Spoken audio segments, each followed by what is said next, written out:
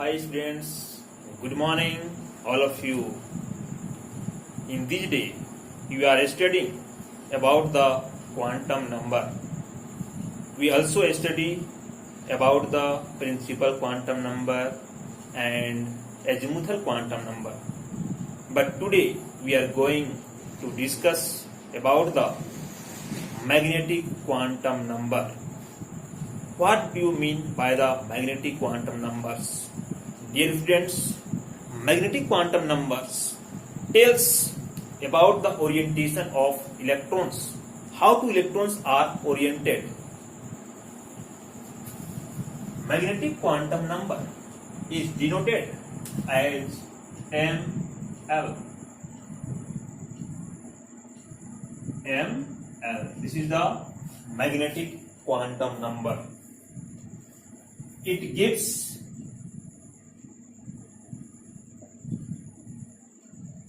the information.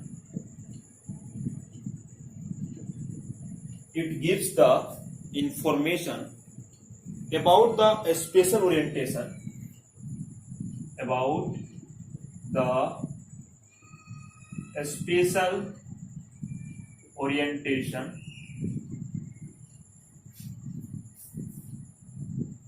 of the orbital.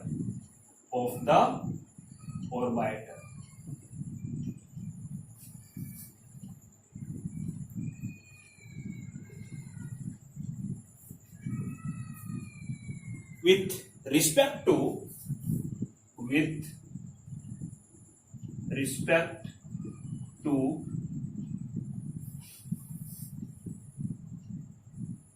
a set of a standard set of coordinate axes.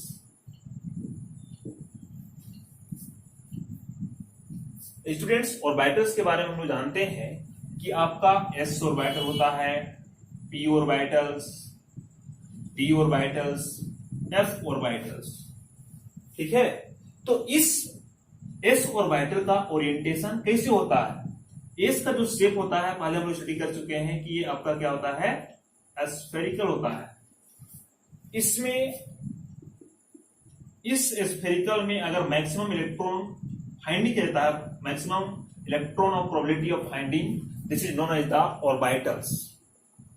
This orbitals, ये मानते हैं हमारे पास 1s orbitals हो गया, फिर हम इसको ले लें तो ये क्या हो जाएगा आपका 2s ऑर्बिटल. तो इसमें इलेक्ट्रॉन है, इलेक्ट्रॉन जो है आपका क्या करता है, मूव करते रहता है इसके सराउंडिंग, न्यूक्लियस के सराउंडिंग चारों ओर. तो हर ऑर्बिटल का अलग अलग शेप होता है. एस का आपका क्या शेप होता है, स्फेरिकल. पी का आपका होता है डम्बेल. डम्बेल से देखिए आपका इस तरह से ओरिएंटेशन होता है. अब कोऑर्डिनेट एक्सिस का मतलब क्या है कि आपका ये आपका अलोंग द एक्स एक्सिस होगा, ये आपका जेड एक्सिस, ये देते हैं हम लोग वाई एक्सिस. ठीक है, तो पी का जो ओरिएंटेशन है ये आपका अलोंग द, ये मान लेते हैं 2s है, ये आपका हो गया 2px. इसी को हम घुमा करके इस डंबल को हम ले लेते हैं y एक्सिस में. ये आपका x, ये आपका z, ये आपका क्या है 2p y axis, 2p y axis.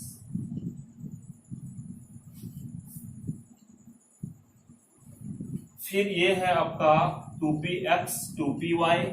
फिर आपका है 3 एक्सिस होता है, तो उसमें से आपका हो जाएगा जेड एक्सिस. ये एक्स, वाई और this is the Z, 2p Z axis. तो ये ओरिएंटेशन है. पी के लिए 3 ऑर्बिटल होता है, तो तीनों का ऑर्बिटल करके आपका 2px एक्स एक्सिस में है, 2py आपका y एक्सिस में है, 2pz ये आपका क्या है, z एक्सिस में है. तो मैग्नेटिक क्वांटम नंबर जो है ये हमको बताता है कि इलेक्ट्रॉन का ओरिएंटेशन उस ऑर्बिटल में कैसे हो रहा है. स्फेरिकल हो रहा है, डम्बेल हो रहा है, या डबल डम्बेल हो रहा है, जैसे डी है तो डी का आपका क्या हो जाएगा, डबल डम्बेल। देखिए ये ओरिएंटेशन होगा, ये आपका शेप बन जाएगा डबल डम्बेल। चलिए ये तो फॉर्मल नॉलेज था। अब हम जो बात कर रहे हैं कि इस मैग्नेटिक क्वांटम नंबर से इतना हमको पता हो गया कि इलेक्ट्रॉन जो है ओरिएंटेड कैसे हो रहा है। दूसरा जो है इंपॉर्टेंट थिंग्स है वो आपको बताएगा कि इसका जो वैल्यू होगा for any subshell, for any subshell the value of for any subcell the value of L, the value of ml equal to 2l plus 1। इस ml का वैल्यू आपका क्या हो जाएगा 2l plus 1। दैट मीन्स इस ml का value depend कर रहे हैं किसके ऊपर, L के ऊपर। ठीक है students, that is the value of ml, the value of ml equal to minus l, minus l minus 1 minus l minus 2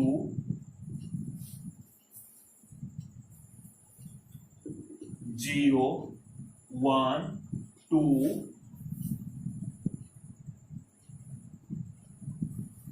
1 1 minus 2 1 minus 3 and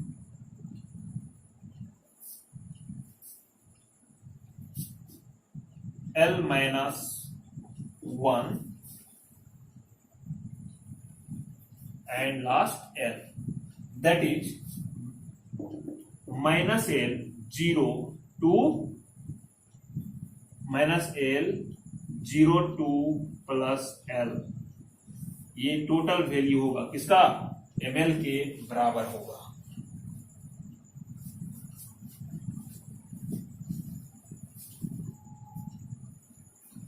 for examples,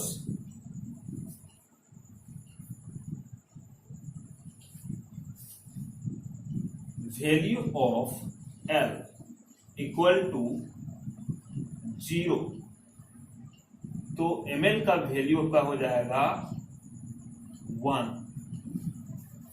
क्या हो जाएगा, 1 हो जाएगा। अगर 1 है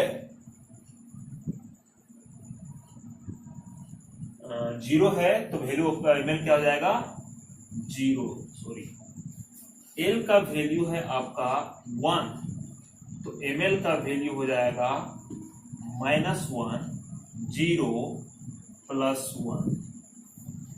L का वैल्यू है आपका 2, तो हो जाएगा ml का वैल्यू हो जाएगा -2 -1 0 plus 1 and plus 2।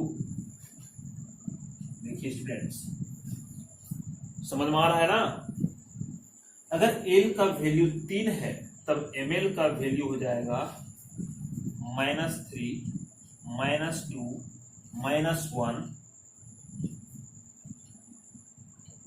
0 plus 1 plus 2 plus 3। और ये वैल्यू क्या बता रहा है, नंबर ऑफ ऑर्बिटल्स। इसके लिए कितना ऑर्बिटल बनेगा, 1 ऑर्बिटल्स। इसके लिए कितना ऑर्बिटल बनेगा, 3 ऑर्बिटल, 1 2 3। इसके लिए कितना ऑर्बिटल बनेगा, 5 ऑर्बिटल्स, 1 2 3 4 5।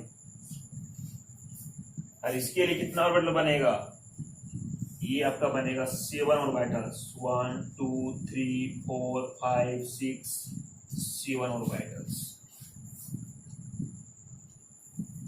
तो ये है आपका मैग्नेटिक क्वांटम नंबर जो हमें ओरिएंटेशन के बारे में बता रहा है, और ये जो वैल्यू है डिपेंड कर रहा है एल के ऊपर। एल का वैल्यू जितना रहेगा उससे उसका जो वैल्यू होगा एमएल का -L02 प्लस एल। तब हम देख रहे हैं कि इसे एक हम फॉर्मूला निकाल सकते हैं, नंबर ऑफ ऑर्बिटल्स निकाल सकते हैं।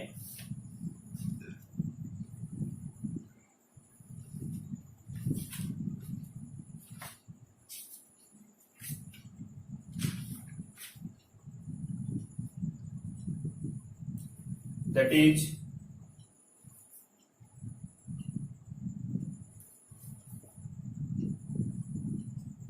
the number of orbital in a subshell equal to 2L plus 1। देखिए, अगर L का वैल्यू आप 0 रखेंगे तो आपका नंबर ऑफ ऑर्बिटल्स कितना आ जाएगा, 1 आ जाएगा। अगर आप L का वैल्यू 1 रखेंगे तो नंबर ऑफ ऑर्बिटल कितना आ जाएगा, 3 आ जाएगा। L का वैल्यू अगर आप पुट करेंगे कितना, 2, तो नंबर ऑफ ऑर्बिटल आपका कितना आ जाएगा, 5। 3 पुट करेंगे तो आ जाएगा आपका 7। तो ये है आपका मैग्नेटिक क्वांटम नंबर। और इसके साथ ही हम एक और जान लेंगे कि नंबर ऑफ ऑर्बिटल्स कितना होगा। ये हमें जानने के लिए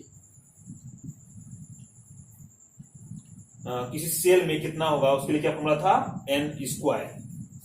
तो ये भी आप नहीं भूलेंगे, नंबर ऑफ ऑर्बिटल्स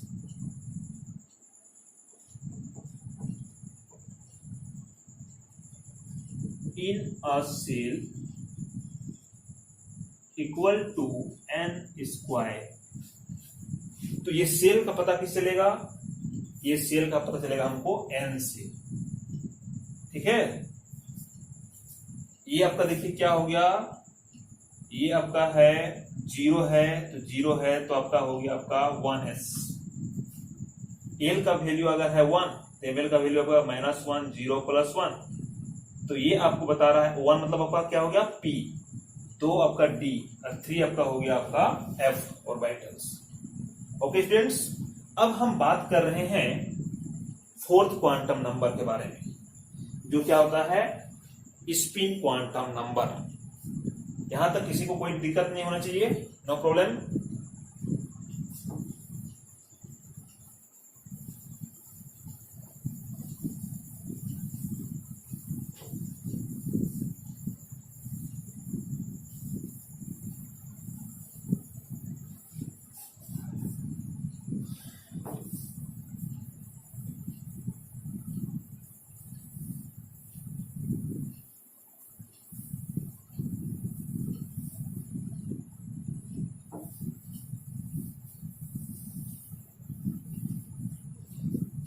अब जो है हमारे पास फोर्थ क्वांटम नंबर, और ये है स्पिन क्वांटम नंबर।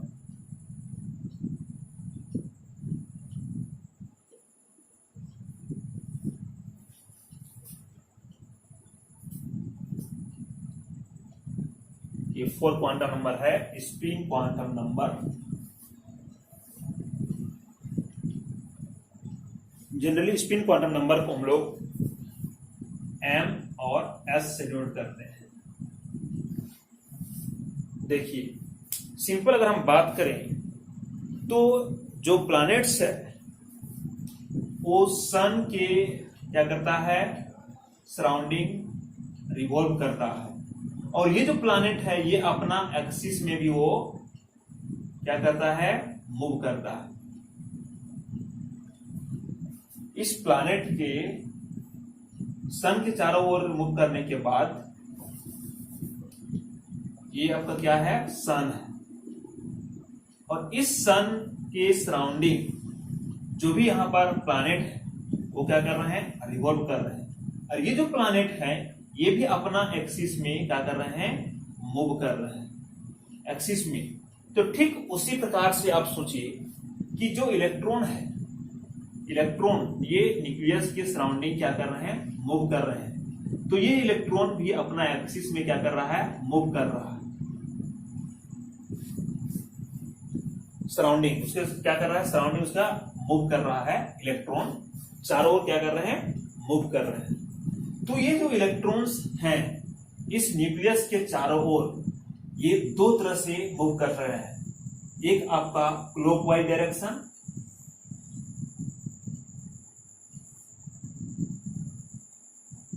और दूसरा जो मूव कर रहे हैं ये आपका है एंटी क्लॉकवाइज डायरेक्शन।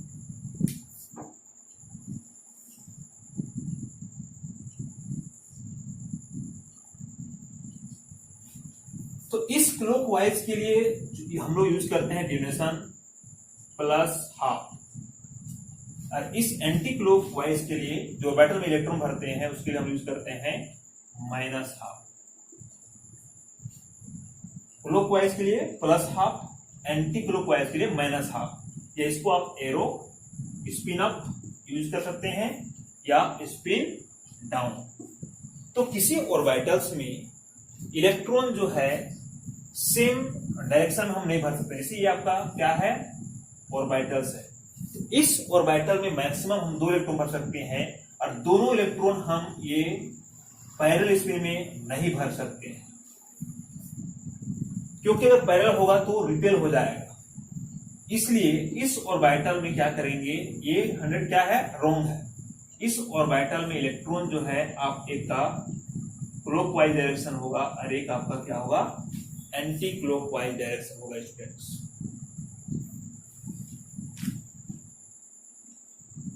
तो इलेक्ट्रॉन का स्पिन कैसे इलेक्ट्रॉन मूव कर रहा है, क्लॉकवाइज कर रहा है या एंटी क्लॉकवाइज मूव कर रहा है, वो हमें इंफॉर्मेशन दे रहा है कौन, स्पिन क्वांटम नंबर।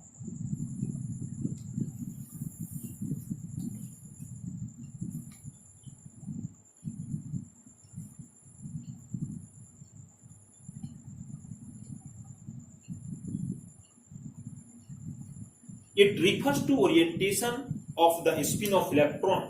आप लिख सकते हैं it refers to the orientation of an electron, orientation of an electron।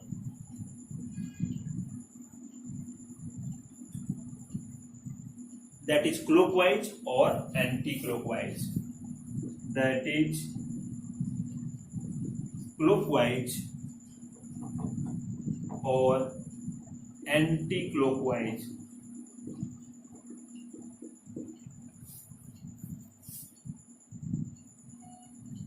For given value of ms, for given value of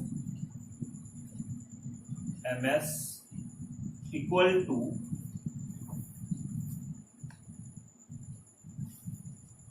ms equal to plus half and minus half. This is the spin up and spin down।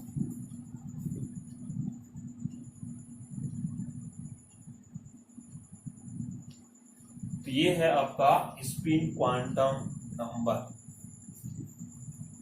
अब जो है इस चारों quantum number को लेकर के एक principal आया जिसका नाम है पॉली एक्सक्लूजन प्रिंसिपल। क्या चीज बताता है पॉली एक्सक्लूजन प्रिंसिपल, तो हम बात करेंगे कैसे ये तीनों क्वांटम नंबर से स्पिन क्वांटम नंबर डिफरेंट है, इसके बारे में बता रहा है कौन, poly exclusion principles. Okay friends, तो स्पिन क्वांटम नंबर हमको 2 ही चीज मेनली बताया कि इलेक्ट्रॉन या तो क्लॉकवाइज डायरेक्शन में मूव कर रहा है या तो एंटी क्लॉकवाइज में मूव कर रहा है। ठीक है, तो क्लॉकवाइज के लिए हम लोग प्लस हाफ 1 इलेक्ट्रॉन लेंगे और एंटी क्लॉकवाइज के लिए माइनस हाफ इलेक्ट्रॉन लेंगे। स्पिन अप और स्पिन डाउन।